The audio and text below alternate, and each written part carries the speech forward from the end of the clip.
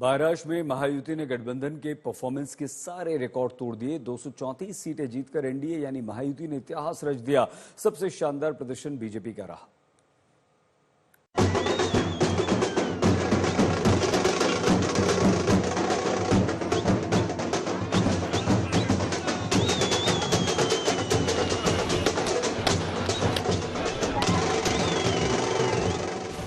BJP उसके सहयोगी दलों ने महाराष्ट्र में ऐतिहासिक जीत हासिल की।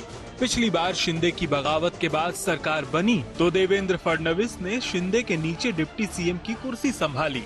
लेकिन इस बार तो बीजेपी 88% स्ट्राइक रेट और 132 सीटों के साथ सबसे बड़ी पार्टी बनी है।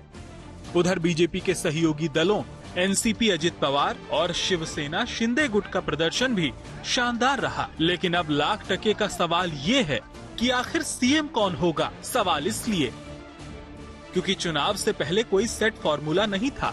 ज्यादा सीट वाली पार्टी को सीएम पद मिलेगा ये भी तय नहीं था। अब 3 दावेदार सीएम पद के हैं।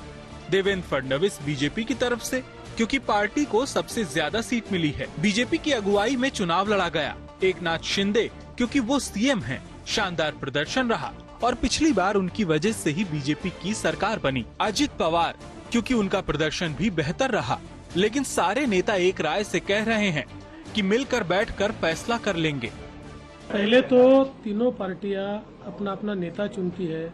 अभी रिजल्ट ही आने का है। रिजल्ट आने के बाद सारे एमएलए को बुलाना पड़ता है, अपने अपने पार्टी का नेता चुनते हैं। उसके बाद ये प्रक्रिया होती है। आप बिल्कुल चिंता मत करिए, तीनों पार्टियां साथ में बैठकर और अठौली जी का भी मशवरा हम लेंगे और इसका निर्णय करेंगे। हमारी तीनों पार्टियां बैठेगी। हम जैसे आपको बताते हैं, जैसे हमने सीटों का बंटवारा हुआ, हमें कोई मतभेद हमारे में नहीं थे। आज भी कोई मतभेद नहीं है। हम हमारे वरिष्ठ और हम लोग बैठकर उसके ऊपर निर्णय लेंगे। लेकिन दबी जुबान से दावेदारी भी होने लगी है। बीजेपी के नेता फडणवीस की मांग कर रहे हैं तो अजित पवार की पत्नी कह रही हैं कि मौका मिलना चाहिए।